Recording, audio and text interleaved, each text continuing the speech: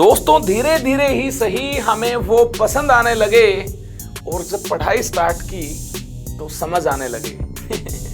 दोस्तों हम बात कर रहे हैं एस ब्लॉक एलिमेंट्स की। एस ब्लॉक एलिमेंट्स की इस मायावी कहानी में काफी आगे बढ़ चुके हैं। कैल्शियम के काफी सारे कंपाउंड्स को हमने जान लिया है। आज की हमारी इस खास पेशकश में कैल्शियम के कुछ और कंपाउंड्स को जानेंगे। हम जानेंगे जिप्सम के बारे में, प्लास्टर ऑफ पेरिस जिसको पीओपी बोला जाता है उसको भी जानेंगे, और लास्ट में अगर वक्त मिला तो बायोलॉजिकल इंपोर्टेंस को भी जान रहे होंगे। एस ब्लॉक एलिमेंट्स में कुछ ऐसे मेंबर्स हैं जिनकी बायोलॉजिकल इंपोर्टेंस होती है, उनकी बात कर रहे होंगे। और ये हमारा दोस्तों आज लास्ट लेक्चर है एस ब्लॉक एलिमेंट्स का। उम्मीद है आपने सभी लेक्चर को अटेंड किया होगा और एस ब्लॉक का ये सफर आपका सुहाना सफर बनकर रह गया होगा, है ना? तो इसको भी अटेंड कर लो यार। और लास्ट में एक सेशन जेई पीवाईक्यू, एक सेशन नीट पीवाईक्यू का आपको मिल रहा होगा। मतलब क्वेश्चंस की भी पूरी प्रैक्टिस हो जाएगी, कैसे क्वेश्चन एग्जाम में आते हैं। इससे आप कॉन्फिडेंस हासिल कर पाएंगे कि हाँ मतलब अभी तक जितना किया है, जितना थ्योरी पार्ट सीखा है ये सफिशिएंट है, एग्जाम में फोड़ देंगे। चलें फिर करें आज के कार्यक्रम को स्टार्ट। उम्मीद है नोटबुक पेन आपने निकाल लिया होगा और आपने हेडिंग डाल ली होगी plaster of Paris, POP। It is hemihydrate of calcium sulphate. Hemihydrate का मतलब है दो कैल्शियम सल्फेट के साथ एक H2 होगा। मतलब बिल्कुल साफ है, एक कैल्शियम सल्फेट के साथ हाफ H2 होगा। हाँ, एवरेज वैल्यू की बात की जाए, दो के साथ अगर एक H2 होगा तो एक के साथ हाफ होगा। तो कैल्शियम सल्फेट हाफ H2, इस हेमीहाइड्रेट को प्लास्टर ऑफ पेरिस बोला जाता है। ठीक है, कहां से मिलता है? It is obtained when gypsum, gypsum क्या है? Calcium sulphate dihydrate is heated at 120 degree Celsius और 393 केल्विन टेम्परेचर। बहुत ज्यादा भी नहीं होना चाहिए टेम्परेचर, और बहुत कम हुआ तो जिप्सम यार डिकम्पोज नहीं हो पाएगा।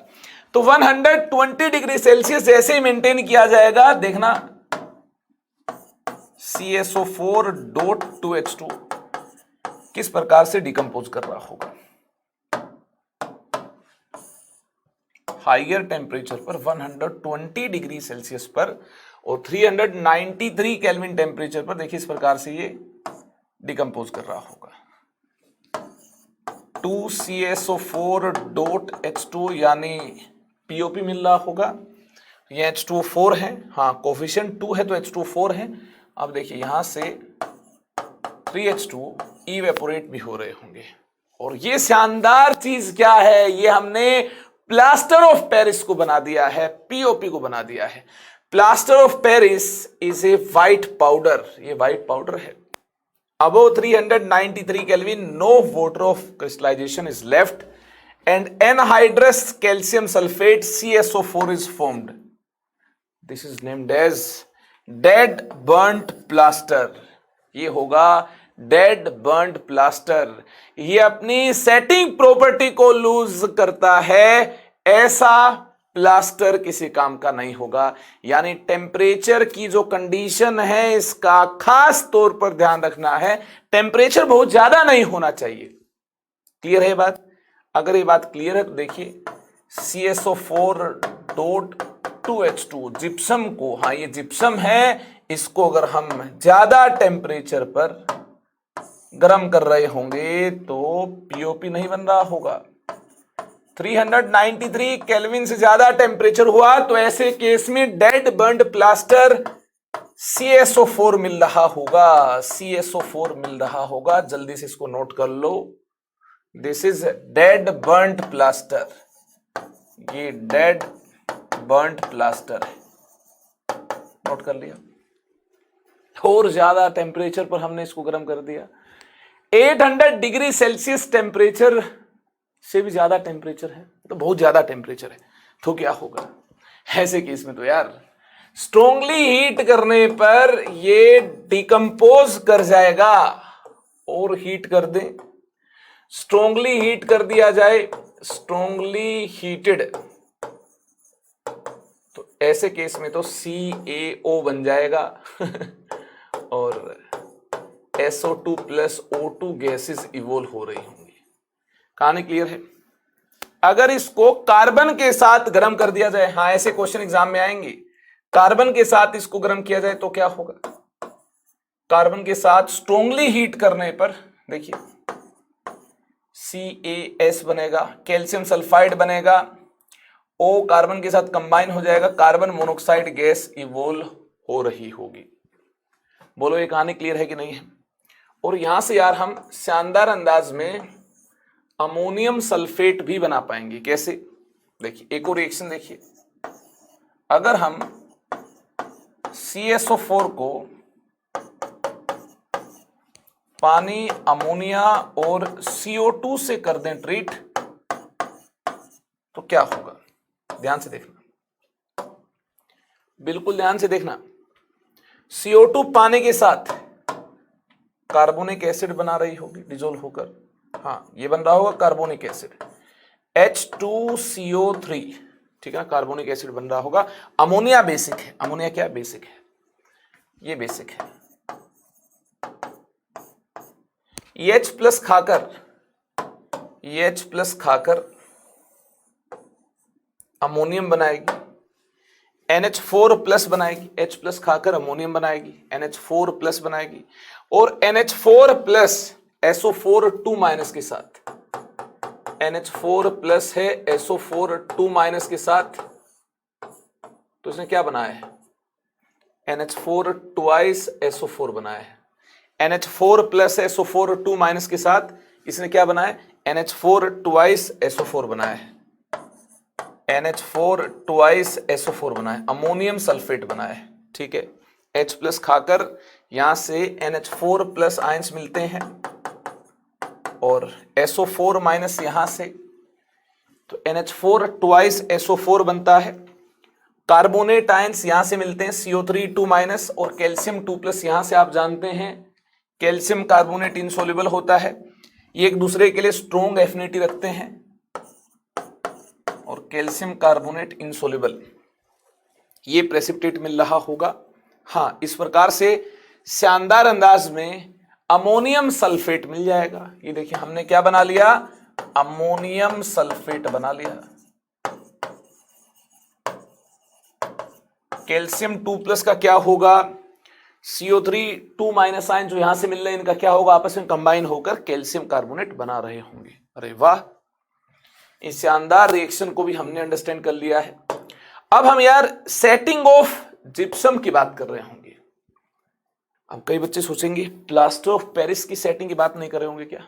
अरे देखिए, प्लास्टर ऑफ पेरिस में पानी डालेंगे तो वापस से जिप्सम की एक फॉर्म बन रही होगी और हार्डनिंग के दौरान जिप्सम की फॉर्म दूसरी फॉर्म के अंदर कन्वर्ट हो रही होगी।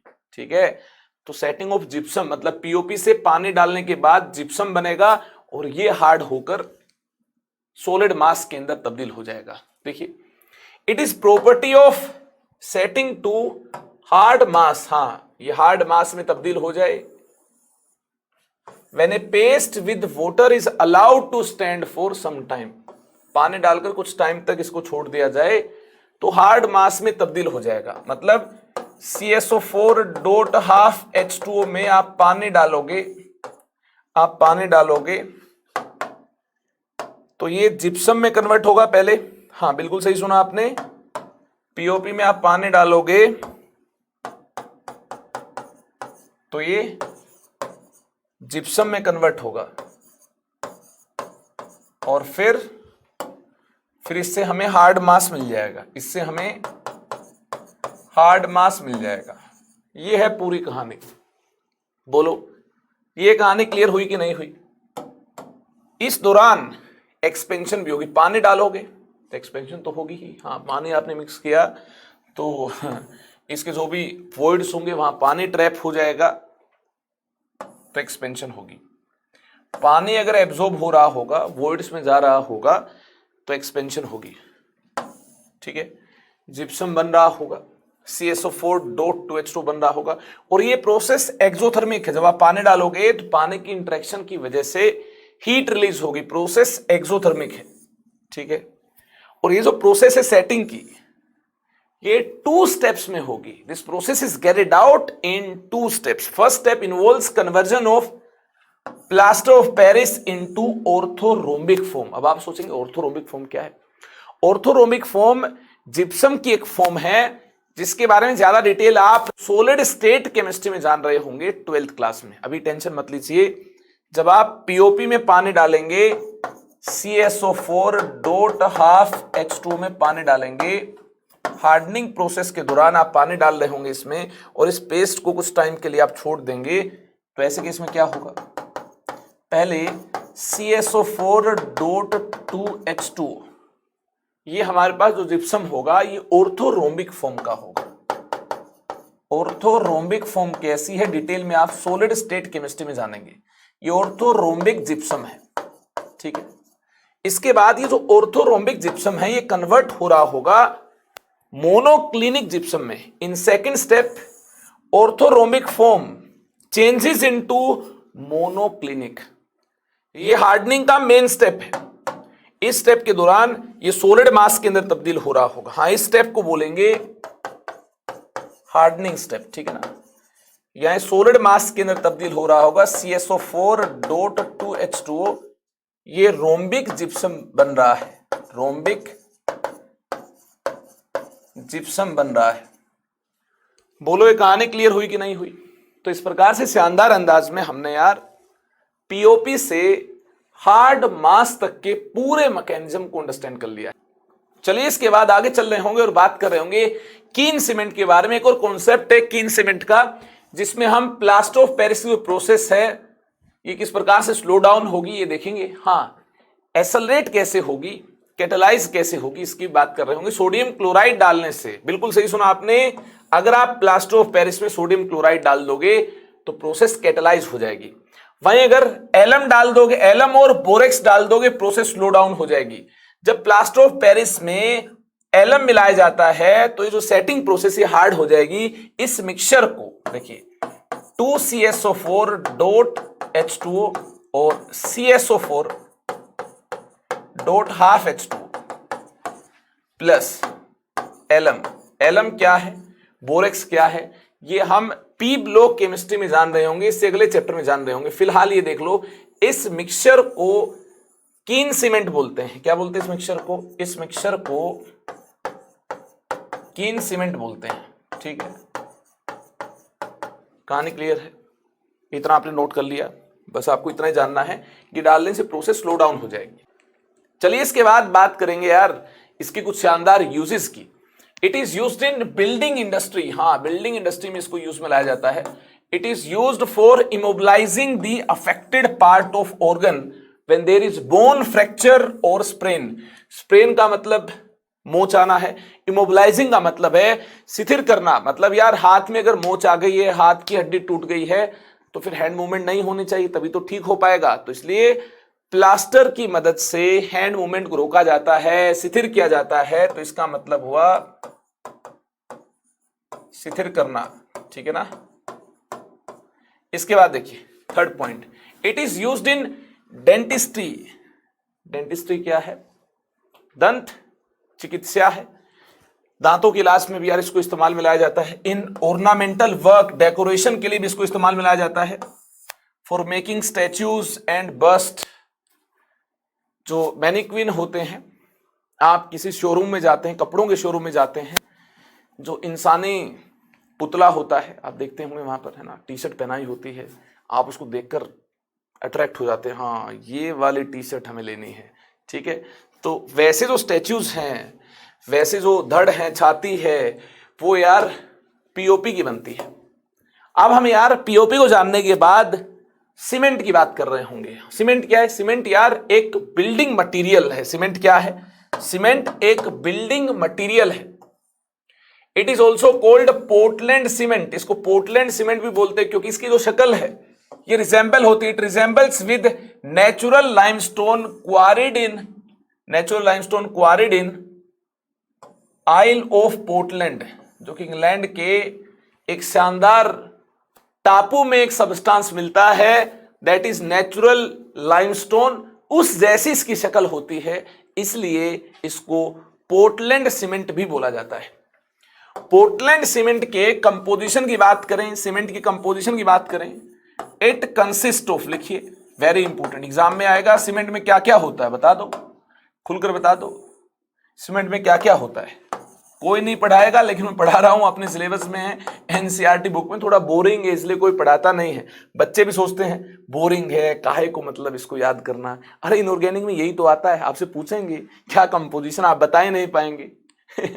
इनऑर्गेनिक की डिमांड ही यही है कि याद कर लो भैया, और ये यार टीचर ही हाथ पकड़कर याद करवा सकता है। इट कंसिस्ट ऑफ, देखिए क्या क्या चीजें होंगी इसमें। Point number 1, dicalcium silicate, dicalcium silicate, dicalcium silicate मिल रहा होगा, मतलब 2CaO.SiO2 मिलेगा। Number 2, tricalcium silicate, tricalcium silicate, हाँ ये भी मिल रहा होगा, याद कर लो भैया साथ साथ। 3CaO.SiO2 भी मिल रहा होगा। Number 3, try calcium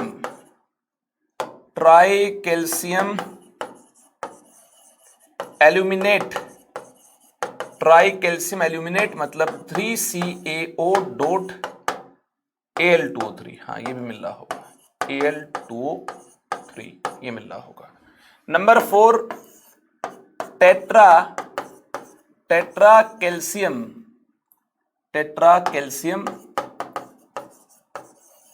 alumino ferrite 4CaO.Al2O3.Fe2O3 ये भी मिल रहा होगा, याद हो गया। और कंपोजिशन की बात की जाए, है ना, एप्रोक्सीमेट कंपोजिशन की बात की जाए तो कंपोजिशन की बात इस प्रकार से की जा सकती है, ये भी एग्जाम में आ सकता है। Percentage of SiO2 by percentage of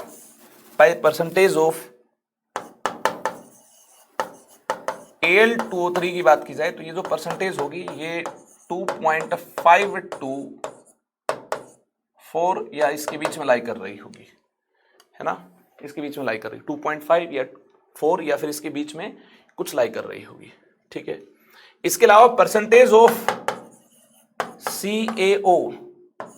CaO divided by percentage of SiO2 plus percentage of Al2O3 plus percentage of Fe2O3, ये 1.9, 2.1 या इसके बीच में लाई कर रही होगी, ठीक है। ये हमें इस प्रकार से इसकी कंपोजिशन मिलती है। बोलिए ये कहानी क्लियर है कि नहीं है? बोलो बोलो बोलो, ये वाली कहानी क्लियर हुई कि नहीं हुई? अगर ये वाली कहानी क्लियर हुई, अगर आपको ये वाली कहानी क्लियर हुई, ठीक है ना, तो आगे चलते हैं। कंपोजिशन वाली बात आपको क्लियर हुई तो आगे चलते हैं। चलिए इसके बाद बात कर रहे होंगे हम लोग यार सेटिंग ऑफ सीमेंट की। When water is added to cement, the setting of cement takes place to give a hard mass.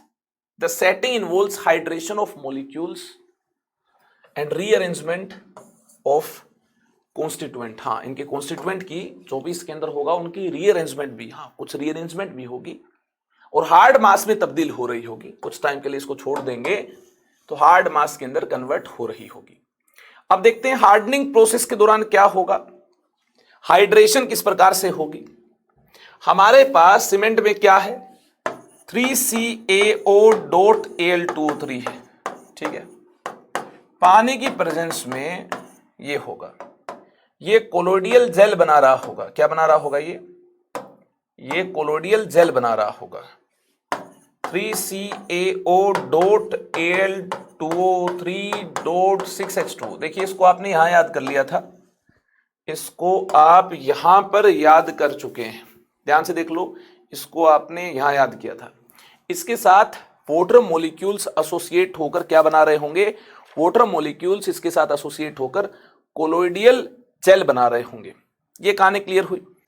I hope ये आपको क्लियर हुआ। तो आगे चलते हैं। देखिए कैल्शियम सिलिकेट भी आपके पास है, वो भी कोलोइडियल जेल बना सकता है।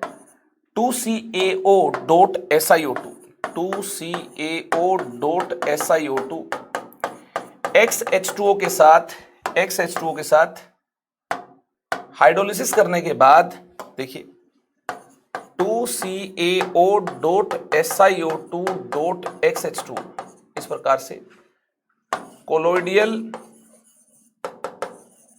जेल बना रहा होगा। ठीक है, हाइड्रोलिसिस से क्या बना रहा होगा? हाइड्रोलिसिस से कोलोइडियल जेल बना रहा होगा।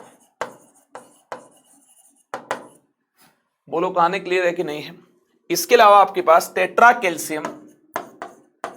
कैल्शियम एल्यूमिनोफेराइट भी है, Al23.Fe23 भी आपके पास है। 6H2 के साथ कंबाइन होकर देखना इस प्रकार से कोलोइडियल जेल बन रहा होगा। यहां पर हाइड्रोलिसिस होगी, हाँ बिल्कुल हाइड्रोलिसिस होगी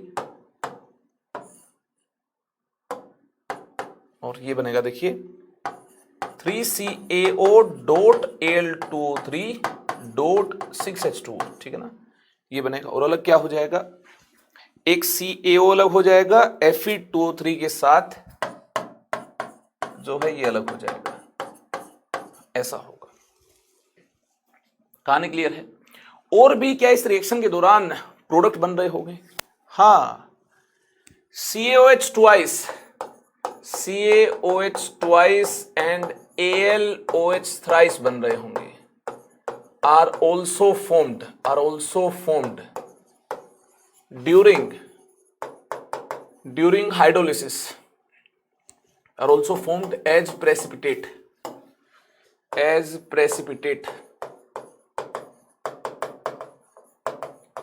during हाइड्रोलिसिस के दौरान ये भी प्रेसिपिटेट बन रहे होंगे। कैसे बन रहे होंगे? हमारे पास ये वाला कैल्शियम सिलिकेट भी है 2CaO.SiO2, इसमें पानी डाल देंगे तो देखिए क्या होगा। इसमें पानी डाल देंगे तो यहां से हमें मिल रहा होगा CaOH twice, ठीक है ना, यहां 2 नहीं 3 है यहां पर, ठीक है ना। ये वाला कैल्शियम सिलिकेट हमारे पास है। 2 कैल्शियम सिलिकेट वाले से तो यार हमने देखना ये कोलोइडियल जेल बना लिया, हाँ इसको तो हमने यहां लिख लिया है। ट्राई कैल्शियम सिलिकेट को हमने यूज नहीं किया। ये देखिए पानी के अंदर क्या कर रहा होगा, अब इसकी रिएक्शन देख लें। कैल्शियम हाइड्रोक्साइड वहां से भी बन सकता है, बट यहां से देख लो, इसको अभी तक यूज नहीं किया तो यहां से देख लो कैल्शियम हाइड्रोक्साइड बनेगा और 2CaO.SiO2 ये अलग हो जाएगा, ठीक है। इससे फर्दर हम कोलोइडियल जेल बना पाएंगे, कोई टेंशन नहीं है। तो इस प्रकार से देखना CaOH twice प्रेसिपिटेट बना चुका है, हाँ ये प्रेसिपिटेट बना चुका है। वहीं दूसरी तरफ हमारे पास देखना और क्या है 3CaO.Al23, ये हमने कोलोइडियल जेल की फॉर्मेशन में भी यूज किया था, यहां भी यूज कर लेंगे, कोई टेंशन नहीं है, ठीक है। पानी के साथ ये ऐसा काम भी कर पाएगा, तो पानी डालेंगे तो हाइड्रोलिसिस भी हो पाएगी, CaOH twice बन पाएगा, यहां से कुछ मात्रा में AlOH thrice भी बन पाएगा, ठीक है ना, ये प्रेसिपिटेट बन पाएंगे। अब जो जेल बना होगा, कोलोइडियल जेल जो बना होगा, ये हार्ड मास में तब्दील हो रहा होगा, ठीक है। देखिए इसमें आगे कोलोइडियल jail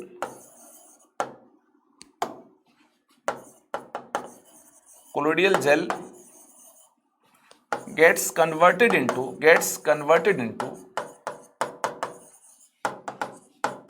hard mass by evaporation process। पानी उड़ जाएगा, ये हार्ड मास में तब्दील हो जाएगा।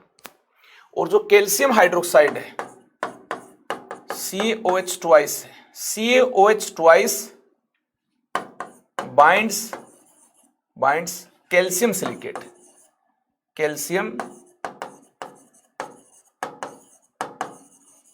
सिलिकेट्स, ठीक है ना, कैल्शियम सिलिकेट मॉलिक्यूल्स, ठीक है। इनको बाइंड करता है, whereas AlOH thrice fills into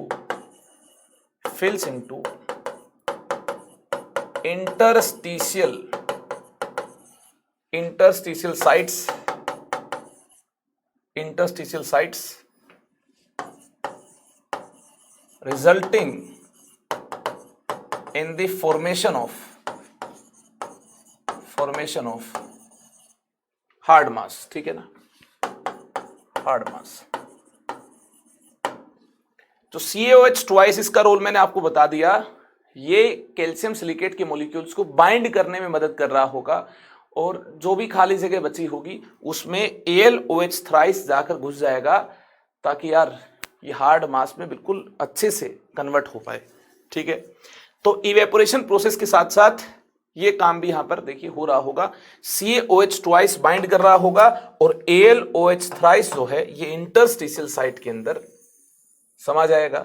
ठीक है, और इसको यार जबरदस्त तरीके से बाइंड करवा पाएगा। हाँ, जिस भी सरफेस पर सीमेंट को अप्लाई किया है मदद कर रहा होगा बाइंडिंग में ये भी।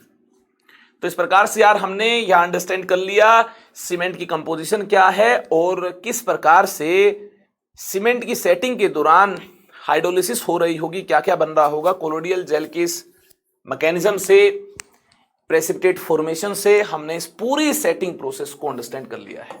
आई होप आपने भी इसको अंडरस्टैंड कर लिया होगा। अब सीमेंट की यूजेस क्या है? It is used in concrete. ठीक है ना, कंक्रीट में इसको यूज किया जाता है। ये बिल्डिंग मटेरियल है, बाइंड करने के लिए यूज करेंगे सीमेंट को। प्लास्टरिंग में यूज होगा ये, है ना। सीमेंट को कहां यूज करेंगे? प्लास्टरिंग में यूज करेंगे। Construction of bridges, dams, buildings, इसके अंदर यार सीमेंट को इस्तेमाल में लाया जाएगा। इसके बाद दोस्तों हम बायोलॉजिकल इंपोर्टेंस की बात कर रहे होंगे। सोडियम पोटासियम की बायोलॉजिकल इंपोर्टेंस क्या है इसको हम जान रहे होंगे। ए हेल्दी मैन जिसका वेट 70 किलोग्राम है, has about 90 gram of sodium, 170 gram of potassium, compared with 5 gram of iron. Iron इतना होगा, 0.06 ग्राम ऑफ कॉपर, हाँ इतना कॉपर होगा। ये जस्ट डेटा दिया है। अब आप कहेंगे सर ये क्यों याद रखें, बायोलॉजिकल इंपोर्टेंस बड़ा बोरिंग है, क्यों करें? अरे भैया आपसे क्वेश्चन पूछा जाएगा और ये चेक करने के लिए क्वेश्चन पूछा जाएगा कि आप एक अच्छे इंजीनियर बनेंगे, कहीं अच्छी कंपनी में जाकर भूल तो नहीं जाएंगे सब, है ना। सब क्या भूल जाएंगे? जो आपको काम दिया है, पता चले कि एक छोटी सी गलती की वजह से उस कंपनी का लाखों का नुकसान हो जाए। आप में टैलेंट है कि नहीं है? आप अच्छे डॉक्टर बनेंगे, पेशेंट आपके पास आया है, गलत दवाई आपने खिला दी, पेशेंट का हो गया काम खल्लास, है ना। लेकिन ये वाली बात आपके पेपर में चेक होगी कि आपकी मेमोरी पावर कितनी अच्छी है। तो इसलिए ऐसे टॉपिक कई बार पेपर खराब करने के लिए एग्जाम में मिलते हैं, है ना। आपको दिक्कत ना हो तो देख लो, यहां से क्वेश्चन आएगा इन आयंस का क्या रोल है in transmission of nerve signal. हाँ, नर्व सिग्नल के ट्रांसमिशन में भी इन आयंस का अहम रोल होता है। In regulating the flow of water across cell membrane, cell membrane में पानी के फ्लो को रेगुलेट करने के लिए इन आयंस का अहम रोल होता है। In the transport of sugar and amino acid into cell, हाँ सेल में शुगर और अमीनो एसिड को ट्रांसपोर्ट करने में भी ये रोल प्ले करते हैं। Participate in oxidation of glucose to produce ATP, energy molecule बनाना है ग्लूकोज से, तो इसमें भी आयंस पार्टिसिपेट कर रहे होंगे। याद कर लेंगे आप, है ना। डायरेक्ट क्वेश्चन आएगा इनमें से किसी पॉइंट से रिलेटेड तो आप टिक कर देंगे और आगे बढ़ जाएंगे। इतना ही हमारे सिलेबस में है। आई होप आपने भी इसको जान लिया होगा। तो आगे चलते हैं, मैग्नीशियम एंड कैल्शियम की बात करेंगे। Adult human body contains 25 gram magnesium, 1200 gram calcium against only 5 gram of iron, 0.06 gram of copper. ठीक है, ये हम biological importance of calcium and magnesium की बात कर रहे हैं और कितना मैग्नीशियम होता है एडल्ट ह्यूमन बीइंग में और कितना कैल्शियम होता है इसका डेटा आपको साफ साफ दिया गया है। कॉपर और आयरन के डेटा को आप ऑलरेडी पहले से ही जानते हैं। आगे देखिए, all enzymes that utilise ATP, जो एटीपी को यूटिलाइज करते हैं इन फॉस्फेट ट्रांसफर, हाँ फॉस्फेट ट्रांसफर मैकेनिज्म के दौरान, they require magnesium as cofactor, जो एंजाइम की मदद करता है। ऐसे हेल्पिंग मॉलिक्यूल्स को कोफैक्टर बोलते हैं। मैग्नीशियम जो होंगे ये कोफैक्टर की तरह यहां पर काम कर रहे होंगे, ठीक है। जो स्पीसीज मदद करते हैं एंजाइम के, उनको क्या बोलते हैं? कोफैक्टर बोलते हैं।